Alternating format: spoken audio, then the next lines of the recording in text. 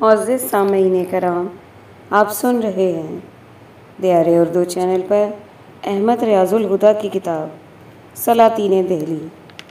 اگر آپ دیار اردو چینل پر نیو ہیں تو چینل کو سبسکرائب کرنا نہ بھولیں اور بیل آئیکن کو لازمی پریس کیجیے تاکہ آئندہ آنے والی تمام نئی اقساط آپ کو بروقت موصول ہوتی رہیں۔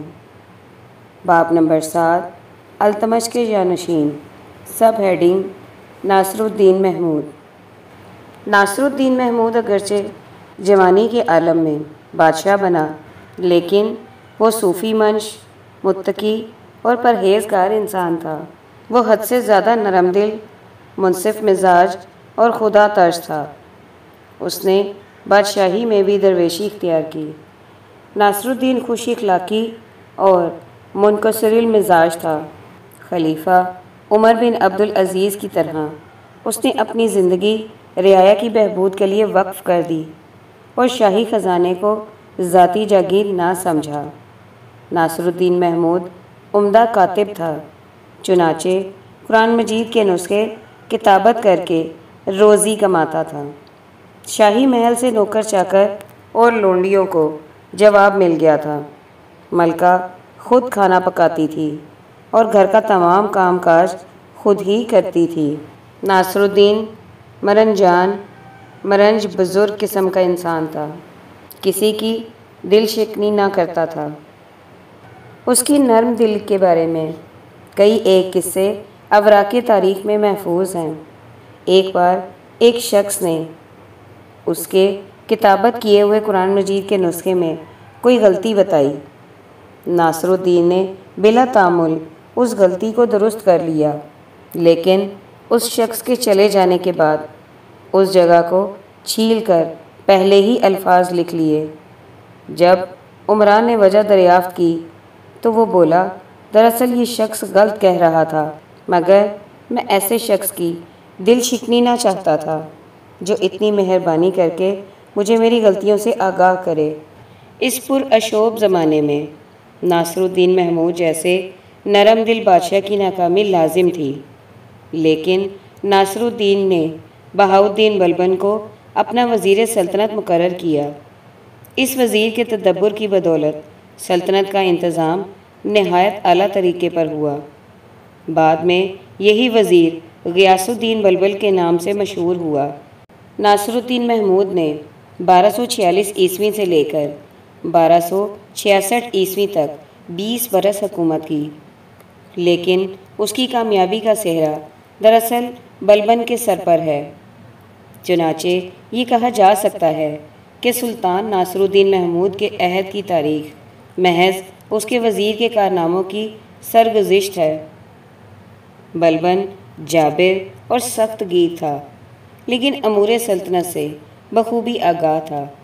ناصر الدین محمود نام نہاد بادشاہ تھا، اصلی اختیارات تمام کے تمام بلبن کے ہاتھ میں تھے اور سلطنت کے سب کام بلبن کی مرضی کے مطابق ہی طے پاتے تھے۔ مسعود کے قتل کے بعد بلبن نے ناصر الدین محمود کو تخت نشین کروانے میں بہت زیادہ کوشش کی۔ اسی لیے خوش ہو کر بادشاہ نے بلبن کو اپنا وزیر سلطنت یعنی وزیر اعظم بنا لیا اور بعد ازاں سلطنت کے تمام کام اسی کو سونپ کر خود زہد و عبادت میں مشغول رہا۔ بعد ازاں بلبن کی لڑکی سے ناصر الدین محمود نے شادی کر لی۔ اس سے بلبن کا اقتدار اور بھی بڑھ گیا اور وہ سلطنت کے تمام کاموں میں سیاہ و سفید کا مالک بن گیا۔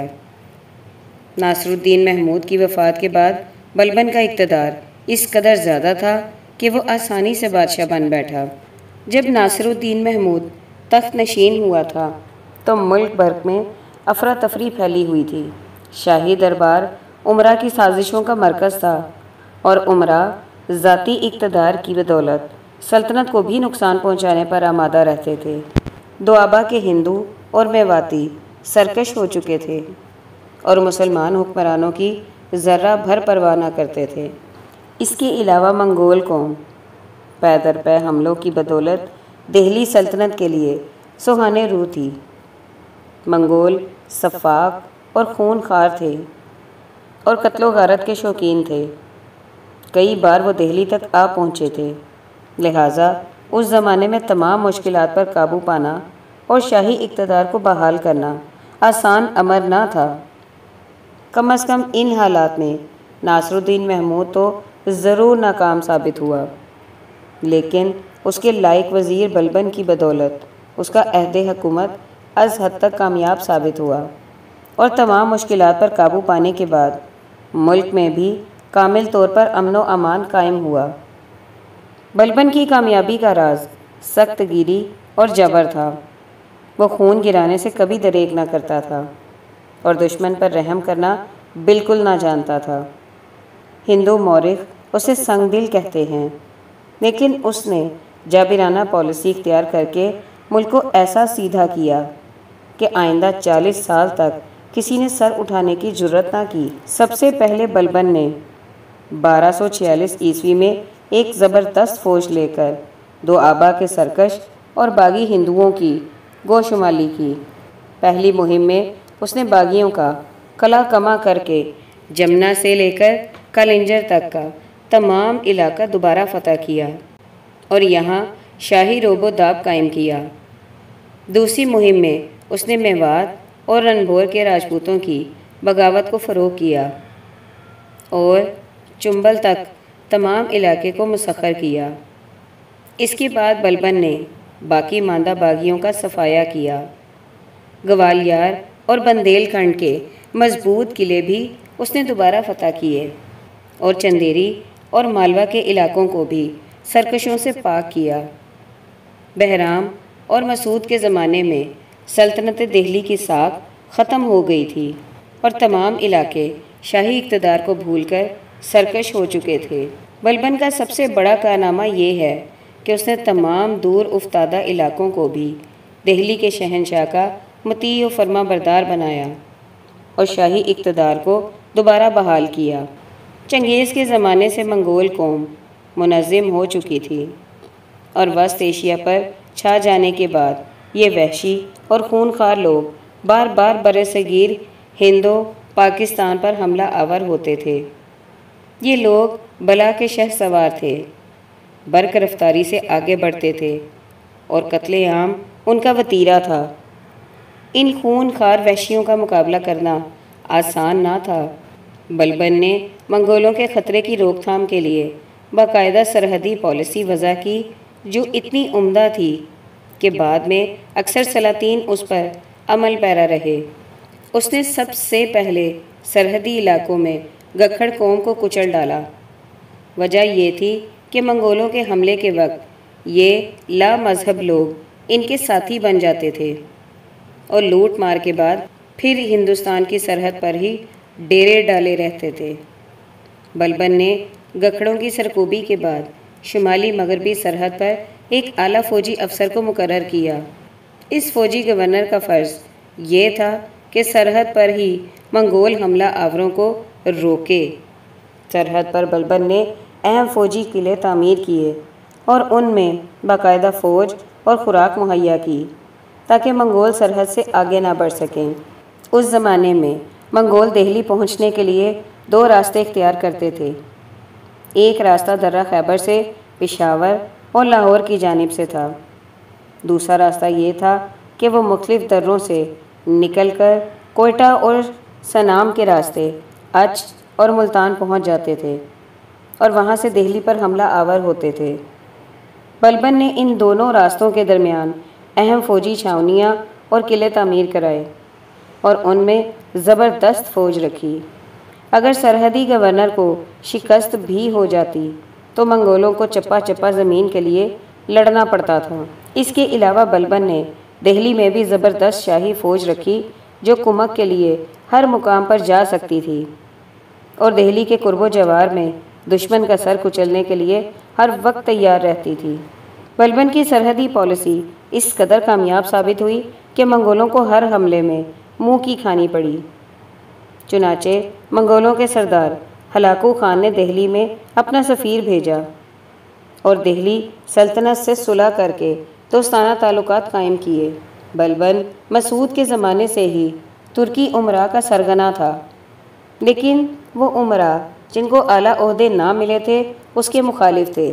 ہندی امراء کا گروہ بھی کافی طاقتور بن چکا تھا اور ان کا سردار عماد الدین ریحان تھا۔ اس کی سرکردگی میں بلبن کے مخالفین متحد ہو گئے اور سب نے مل کر بلبن کے خلاف بادشاہ کے کان بھرنے شروع کر دیے۔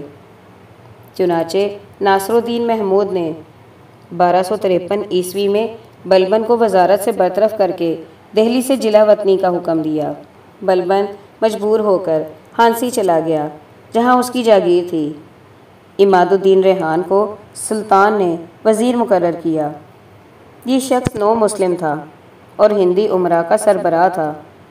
عماد الدین ریحان تقریباً 1 سال برسر اقتدار رہا اور اس عرصے میں اس نے بلبن کے حامی افسران کو برطرف کر دیا اور اپنے گروہ کے آدمیوں کو تمام کلیدی اسامیوں پر فائز کیا۔ اس نے کشلو خان اور شیر خان جیسے عمدہ جرنیلوں کو بھی برطرف کر دیا اور اس نے اپنے رفیق ارسلان کو سرحدی علاقوں کا گورنر بنایا۔ طبقات ناصری کے مصنف قاضی منہاج السراج کو بھی محکمہ عدل سے برطرف کر دیا گیا۔ یہ ہم عصر مورخ عماد الدین ریحان کو مرتد اور لا مذہب قرار دیتا ہے اور اسے کمینہ اور اوباش لکھتا ہے۔ قاضی صاحب نے یہ بھی لکھا ہے کہ عماد الدین ریحان نے محض دنیاوی فائدے کے لیے ہندو مذہب ترک کیا تھا۔ موجودہ دور کے مورخ قاضی منہاج السراج کے بیان کو پارٹی بازی اور دشمنی پر محمول کرتے ہیں۔ اس فاضل مصنف کے بیان کردہ تمام حالات مستند ہیں، لیکن عماد الدین ریحان کے بارے میں وہ جذبات کی رو میں بہہ گیا ہے۔ عماد الدین ریحان سلطنت کے کام خوش اسلوبی سے نہ چلا سکا۔ اس کے علاوہ ترکی امراء نے ہندی فوقیت کے خلاف پھر اتحاد کیا اور بغاوت پر آمادہ ہو گئے۔ چنانچہ ترک گورنروں کی فوجیں بلبن کی قیادت میں دہلی کی جانب بڑھیں۔ ناصر الدین محمود نے باہمی خانہ جنگی کو روکنے کے لیے عماد الدین ریحان کو معزول کر دیا اور بلبن کی شرائط مان لی۔ صلح نامہ کی روح سے بلبن کو وزارت پر بحال کر دیا گیا اور عماد الدین ریحان کے افسران کو بھی برطرف کر دیا گیا۔ بلبن کی واپسی گویا ایک انقلاب تھا۔ ترکی امراء کا اقتدار پھر بحال ہو گیا۔ بلبن کی طاقت بہت بڑھ گئی۔ بلبن نے اپنے مخالفین کا زور بالکل ختم کر ڈالا۔ کلنگ خان حاکم اودھ نے ریحان سے مل کر بغاوت کی، لیکن بلبن کے جرنیل تاج دین سنجر کے ہاتھوں شکست کھائی۔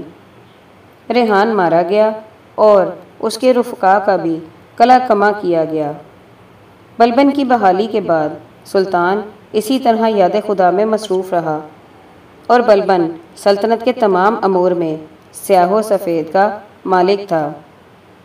1257 عیسوی میں منگولوں نے 9ویں سالار کی سرکردگی میں ہندوستان پر حملہ کیا اور ملتان تک بڑھ آئے۔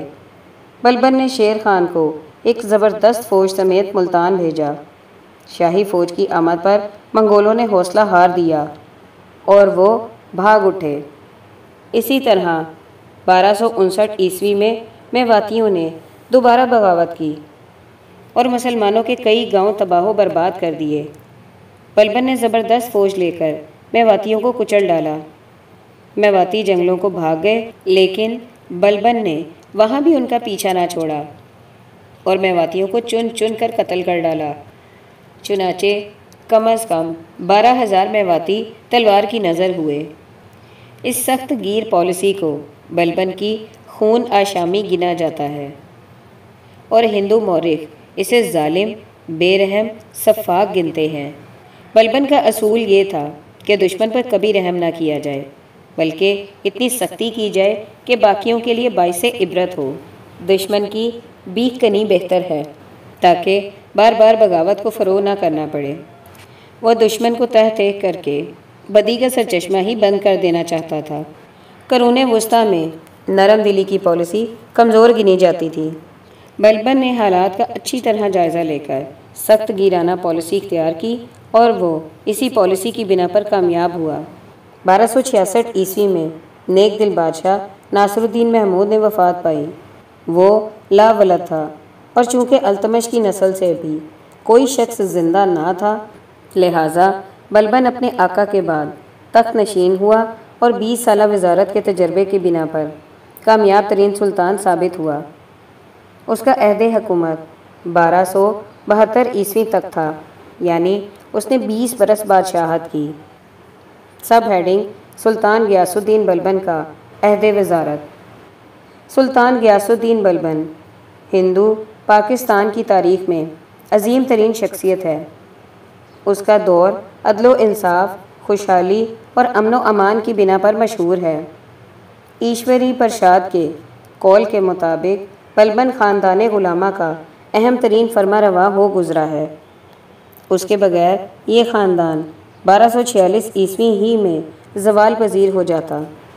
مورخ بے شک اسے بے رحم انسان، خون کا پیاسا اور سفاک گنے، لیکن وہ اپنے دور کا کامیاب ترین شخص تھا، جس نے وزارت اور بادشاہت کے دوران میں سخت گیرانہ پالیسی سے حیران کن کامیابی حاصل کی۔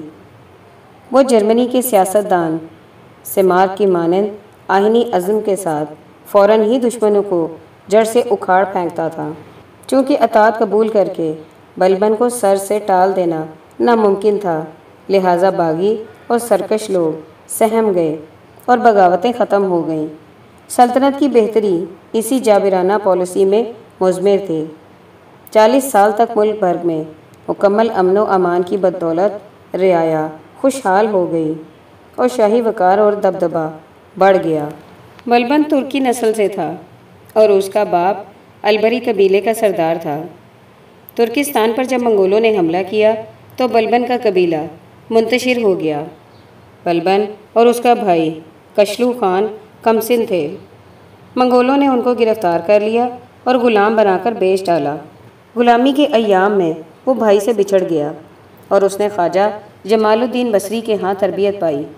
بعد میں بکتا بکاتا بلبن گجرات پہنچا اور پھر دہلی میں سلطان التمش نے اسے خرید لیا۔ اس کا اصلی نام بہاؤالدین تھا۔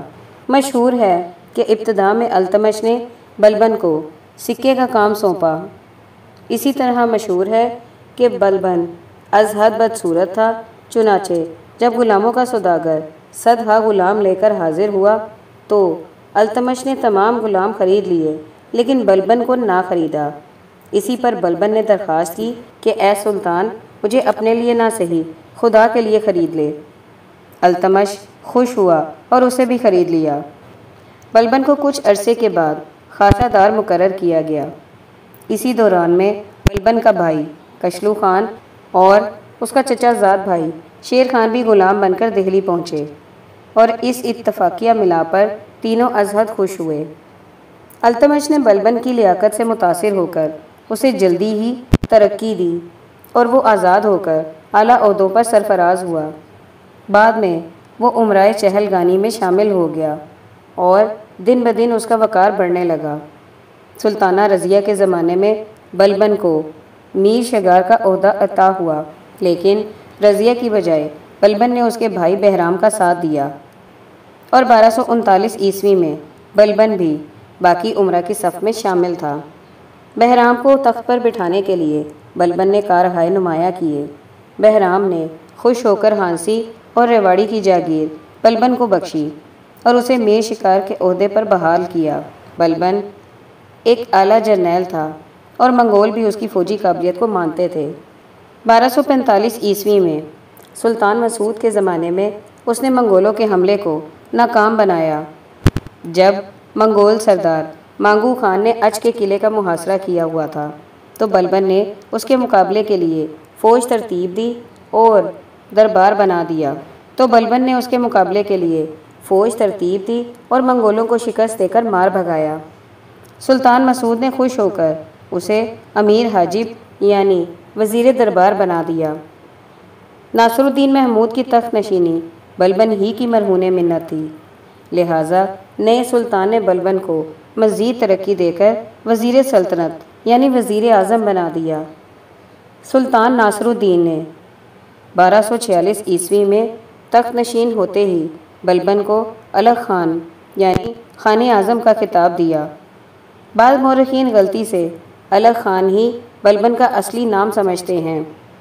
ناصر الدین محمود کے عہد حکومت میں اس لائق وزیر نے سلطنت کا کام نہایت خوش اسلوبی سے چلایا۔ تخت نشین ہونے پر بلبن کے سامنے 3 عزائم تھے۔ نمبر 1، مرکزی سلطنت کا انتظام، شاہی اقتدار کی بلندی اور عمرہ کی طاقت کو کچلنا۔ نمبر 2، ہندوؤں کی سرکشی اور باغیانہ خیالات کو ختم کر کے ملک میں مکمل امن و امان قائم کرنا اور شاہراہوں کو رہزنوں سے پاک کرنا۔ نمبر 3، عمرہ کی طاقت کو کچلنا۔ باب نمبر 8، سلطان غیاث الدین بلبن۔ سلطان غیاث الدین بلبن متعدد اوصاف اور صلاحیتوں کا مالک، ایک زیرک اور مدبر حکمران تھا۔ وہ امور جہاں بانی کا ماہر تھا اور عدل و انصاف کا کاروبار سلطنت انجام دیتا تھا۔ بلبن ترکوں کی البری قبیلے کے سردار کا بیٹا تھا۔ اس کا باپ 10,000 گھرانوں کا خان تھا۔ مغلوں کے حملوں میں وہ بچپن ہی میں اسیر ہو کر بطور غلام فروخت ہوا۔ جمال الدین بصری نے اسے خرید کر ہندوستان میں سلطان کے پاس فروخت کیا۔ فرشتہ کا بیان ہے کہ 100 غلام سلطان کے روبرو پیش کیے گئے، جو سوائے بلبن کے سب خرید لیے گئے، مگر بلبن کو اس کی بدصورتی کی وجہ سے سلطان نے خریدنے سے انکار کر دیا۔ بلبن نے التجا کی کہ جہاں سب غلاموں کو سلطان نے اپنی وزارت کے لیے خریدا ہے تو اسے خدا کے نام پر ہی خرید لیا جائے۔ چنانچہ سلطان التمش نے اسے خرید لیا اور اس کی ذہانت کی بنا پر چہلگانی غلاموں میں شامل کر دیا۔ ابتدا میں اسے بہشتی اور خاصہ دار کے کام پر مقرر کیا گیا۔ سلطانہ رضیہ کے عہد میں میر شکار کے عہدے پر فائز ہوا۔ بہرام اور مسعود کے زمانے میں اسے ریواڑی اور ہانسی کے اقدار تفویض ہوئے۔ سلطان ناصر الدین نے اسے اپنا وزیر مقرر کیا۔ ضیاء الدین برنی کا خیال ہے کہ اس نے اپنے آقا التمش کے بیٹوں کو نمائش کے لیے رکھا ہوا تھا۔ در حقیقت تمام اختیارات اس کے ہاتھ میں تھے۔ بلبن کو انتظام سلطنت کا پورا تجربہ تھا۔ وہ ملک سے خان اور خان سے بادشاہ بنا۔ اس نے اپنے دربار کی شان و شوکت اور عظمت کو ہر طرح سے برقرار رکھا۔ سلطان غیاث الدین بلبن دہلی کے تمام بادشاہوں میں ممتاز حیثیت کا مالک تھا۔ عہد وزارت میں بلبن کے پیش نظر 3 مقاصد تھے۔ نمبر 1، مغلوں کے حملوں سے ملک کا تحفظ۔ نمبر 2، مسلمان حریفوں کی بغاوتوں کا فروغ کرنا۔ نمبر 3، ہندو باغیوں کی سرکوبی۔ ان تمام مقاصد میں بلبن کو نمایاں کامیابی حاصل ہوئی۔ اس نے کنوج، کلنجر، رنبور، گوالیار، چندیری اور مالوا کے راجاؤں کو مطیع کیا۔ دلی کے گرد و نواح میواتیوں کی سرزنش کی۔ اپنے حریفوں میں عماد الدین کلنگ خان حاکم اودھ اور کشلو خان حاکم سندھ کی سرکوبی کی۔ نونین سیر کے تحت مغلوں کے حملے کی مدافعت کی اور چنگیز کے پوتے ہلاکو خان کے ایلچی کا پرجوش خیر مقدم کیا۔ 20 سال تک بلبن نے نہایت سختی سے حکومت کی، ملک میں امن بحال کیا اور 18 فروری 1286 عیسوی میں سلطان ناصر الدین کے انتقال کے بعد مسند حکومت پر بیٹھا۔ بلبن کی تخت نشینی کے وقت ملک کے حالات تسلی بخش نہ تھے۔ عمرا اس کے اقتدار پر حسد کرتے تھے۔ چہلگانی غلاموں کا زور تھا اور خاندانی شہزادوں کا کوئی پرسان حال نہ تھا۔ چنانچہ سلطان نے پہلے داخلی انتظام کی طرف توجہ دی، تمام اختیارات اپنے ہاتھ میں لے لیے، حتیٰ کہ صوبائی گورنروں اور شہزادوں کو بھی دم مارنے کی گنجائش باقی نہ رہی۔ سلطان کی حکمت عملی محض اس کی آمریت پر مبنی تھی۔ نظم و نسق کو بہتر بنانے کے لیے درباری آداب میں اصلاحات نافذ کی گئیں۔ درباریوں کو مناسب لباس اور وردی میں آنے کی ہدایت تھی اور بادشاہ کے حضور کسی قسم کی ہنسی مذاق کی اجازت نہ تھی۔ جوا بازی اور شراب نوشی ممنوع تھی۔ بلبن کے نظم و ضبط کی شہرت سن کر بادشاہ اور شہزادے اس کے دربار میں پناہ لینے کے لیے حاضر ہوتے تھے۔ یہاں تک کہ صرف ترکستان اور بخارا سے 15 شہزادے اس کے یہاں قیام پذیر تھے، جن کے نام پر دہلی میں مختلف محلے اور بازار آباد کیے گئے تھے۔ دہلی میں غیر ملکی فرما رواؤں کے نام پر جو محلے آباد ہوئے ان کے نام درج ذیل ہیں: سنجری، خوارزمی، دیلمی، عباسی، علوی، اطابقی، غوری، چنگیزی، رومی، سکری، یمنی، سمرقندی، کاشگری، موصلی، خطائی۔ اعلیٰ درجے کے ادیب، مورخ، شاعر اور مفتی دین اس کے دربار میں کوشاں کوشاں چلے آتے تھے۔ اس کے عہد میں امیر خسرو دہلوی کو خاصی شہرت حاصل تھی۔ اس کے اشعار اب بھی زبان زدِ خلائق ہیں۔ شیخ سعدی شیرازی کو ہندوستان آنے کی دعوت دی گئی، مگر خرابی صحت کی وجہ سے وہ یہاں نہ آ سکے۔ عدل و انصاف کا یہ عالم تھا کہ سلطان کے اپنے عزیز و اقارب بھی مراعات کے طالب نہ ہو سکتے تھے۔ ضیاء الدین برنی نے تاریخ فیروز شاہی میں بیان کیا ہے کہ ملک بکاک حاکم بدایوں نے اپنے ایک خدمت گار کو جان سے مار ڈالا۔ اس کی بیوہ کی فریاد پر بکاک کو اعلانیہ کوڑوں کی سزا دی گئی، حتیٰ کہ وہ مر گیا۔ اس کے ساتھ ہی منجر کو، جس نے اس خنجر کو چھپانے کی کوشش کی تھی، سزائے موت دی گئی۔ اودھ کے جاگیردار ہیبت خان نے نشے کی حالت میں ایک شخص کو مار ڈالا۔ اسے 500 کوڑے کی سزا دی گئی اور مرنے والے کی بیوہ کے حوالے کر دیا گیا۔ آخر ہیبت خان نے 20,000 ٹکنا دے کر بیوہ سے رہائی حاصل کی اور ندامت کے مارے تمام عمر کسی کو منہ نہ دکھایا۔ بلبن نے اپنی فوج کی اثر-نو تنظیم کی۔ شاہی خزانے کا بیشتر روپیہ فوج اور دفاع پر خرچ ہوتا رہا۔ ہاتھی سوار اور توپ خانے تجربہ کار اور فرما بردار ملکوں کے سپرد کر دیے گئے۔ سرحد کا خاطر خواہ انتظام کیا گیا۔ سلطنت کے گوشے گوشے میں اہم مقامات پر قلعے تعمیر ہوئے، جن میں ابوہر، بصیر، سرسا اور بھٹنڈا کے قلعے خاص طور پر قابل ذکر ہیں۔ محکمہ جاسوسی کو باقاعدہ ترتیب دیا گیا۔ قابل اعتماد اخبار نویس مقرر کیے گئے جو سرکاری افسران کے متعلق خفیہ اطلاعات سلطان کو باہم پہنچاتے تھے۔ حتیٰ کہ سلطان کے ولی عہد بغضا خان پر بھی جاسوس تعینات تھے۔ متذکرہ بالا اصلاحات کے بعد بلبن نے شمسی سرداروں کی طرف توجہ دی۔ ان کی جاگیروں کی تحقیقات کے بعد کئی ایک کی جاگیریں ضبط کر لیں تاکہ وہ بغاوت کے لیے سر نہ اٹھا سکیں، مگر بعد میں فخر الدین کوتوال دہلی کی سفارش پر ان کی جاگیریں بحال کر دی گئیں اور سلطان کو ان کی وفاداری کا پورا یقین دلایا گیا۔ راہزنی کی روک تھام کے لیے شاہراہوں پر جا بجا افغان سپاہیوں کی چوکیاں مقرر کی گئیں۔ مسافروں کی سہولت کے لیے سڑکوں کا جال بچھایا گیا۔ سرکاری ملازمتیں خاندانی لوگوں کے لیے مخصوص کر دی گئیں۔ نیچی ذات کے لوگوں کو ذمہ دار عہدوں سے محروم کر دیا گیا تاکہ رشوت ستانی اور اقربا پروری کا خاتمہ ہو سکے۔ ضیاء الدین برنی نے تحریر کیا ہے کہ دہلی کے گرد و نواح میں میواتیوں نے ٹھگی اور راہزنی کا پیشہ اختیار کر رکھا تھا۔ بنگال تک کا راستہ مخدوش تھا۔ جنگلات جا بجا ڈاکوؤں سے بھرے پڑے تھے۔ راہزنی کا یہ عالم تھا کہ جو عورتیں یا بہشتی شہر پناہ کے اندر پانی بھرنے کے لیے آتے تھے، ان کے کپڑے اتار لیے جاتے تھے۔ میواتیوں کے خطرے کی وجہ سے شہر کے مغربی دروازے عصر کے بعد بند کر دیے جاتے تھے۔ آخرکار اس کے انسداد کے لیے جنگلات صاف کر دیے گئے۔ جو لوگ جنگلوں میں چھپے ہوئے تھے انہیں سزائے موت دی گئی۔ امن بحال کرنے کے لیے طاقتور ملکوں اور جاگیرداروں کو ان علاقوں میں گاؤں اور جاگیریں عطا ہوئیں۔ سلطان خود کئی ماہ پٹیال، کمپیل، بھوجپور اور جلالی کے اضلاع میں ڈاکوؤں کا انسداد کرتا رہا۔ 1,00,000 سے زائد میواتی قتل و غارت ہوئے۔ بلبن نے جنوری 1266 عیسوی میں میواتیوں کی ایک بہت بڑی جماعت کو قید کر کے ہاتھیوں کے آگے ڈال دیا۔ بعض کے ٹکڑے ٹکڑے کر دیے گئے اور بعض کی کھالیں کھینچ لی گئیں۔ اس طرح دارالسلطنت اور ان کے نواحی علاقوں میں امن بحال ہوا۔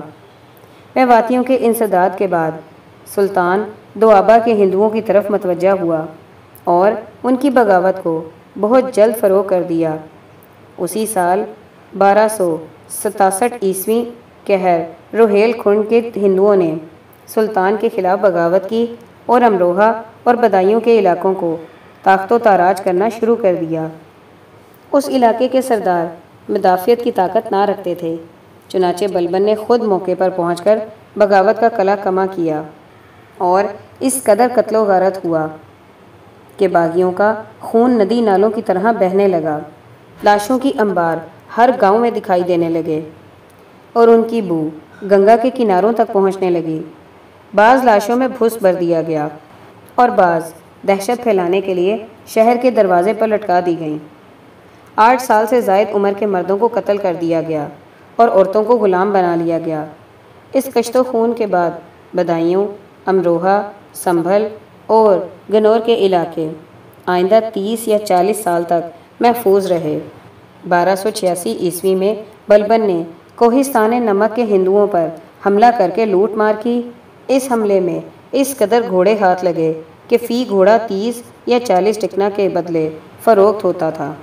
سلطان نے خواجہ تاش چہل گانیوں کی طاقت کو کمزور کرنے کے لیے ہر ممکن کوشش کی۔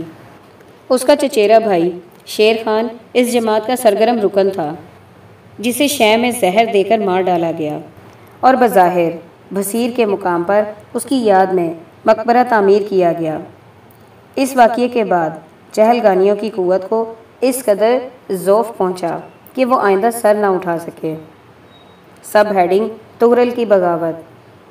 بلبن نے بنگال کا صوبہ اپنے معتمد غلام تغرل بیگ کے سپرد کر رکھا تھا۔ چند فتنہ پرداز سرداروں کی شہ پر تغرل نے بغاوت کا آغاز کیا۔ چونکہ سلطان دہلی میں تھا اور اس کے بیٹے مغلوں سے لڑنے میں مشغول تھے، اس لیے حالات کو سازگار سمجھتے ہوئے تغرل نے لکھنوتی کے مقام پر خود مختاری کا اعلان کر دیا اور سلطان مغیث الدین لقب اختیار کیا۔ اس بنا پر لکھنوتی بلاک پور یعنی بغاوت کے شہر سے موسوم ہوا۔ بلبن نے جرنیل امین خان اور ترگی خان کی کمان میں لشکر روانہ کیے، مگر دونوں کو شکست ہوئی۔ ان کی پسپائی پر سلطان کو بہت رنج ہوا۔ انتہائی غض و غضب میں دونوں جرنیلوں کو اجودھیا کے دروازے پر پھانسی دے دی گئی اور سلطان خود بنگال کی تیاری کرنے لگا۔ برسات شروع ہو چکی تھی۔ سلطان نے اپنے چھوٹے بیٹے بگرا خان کو ساتھ لیا اور کشتیوں کے بیڑے جمنا اور گنگا میں ڈال دیے۔ اوت تک پہنچتے پہنچتے فوج کی تعداد 2 لاکھ تک پہنچ چکی تھی۔ تغرل بیگ نے شاہی افواج کی آمد کی خبر سن کر لکھنوتی سے بھاگ کر اڑیسہ میں پناہ لی۔ سنار گاؤں سے تغرل کا تعاقب شروع ہوا۔ بالآخر تغرل ملک مقدر کے ہاتھوں مارا گیا، جس کی وجہ سے مقدر کو تغرل کش کا خطاب عطا ہوا۔ اس واقعے کے بعد بغاوت کا خوفناک انتقام لیا گیا۔ لکھنوتی کے 2 میل لمبے بازاروں میں 2 رویا پھانسی نصب کر کے باغیوں اور ان کے عزیز و اقارب کو موت کے گھاٹ اتارا گیا اور بے پناہ قتل و غارت کا سلسلہ جاری رہا۔ اسی دوران میں سلطان نے اپنے بیٹے بغزا خان کو اس ہیبت ناک منظر کو دیکھنے کی دعوت دیتے ہوئے 3 دفعہ دہرایا کہ تم نے دیکھا، اور کہا مجھے اچھی طرح سے سمجھ لو اور اس بات کو مت بھولو کہ اگر ہند، سندھ، مالوا، گجرات، لکھنوتی یا سنار گاؤں کے حاکم تخت دہلی سے بغاوت کریں گے تو انہیں بھی ایسی ہی سزا دی جائے گی جیسی تغرل، اس کے ساتھیوں، ان کے بیوی بچوں اور ساتھیوں کو ملی۔ اپنے انتقام کی آگ ٹھنڈی کرنے کے بعد سلطان نے بغزا خان کو حاکم بنگال مقرر کیا اور خود دہلی روانہ ہو گیا۔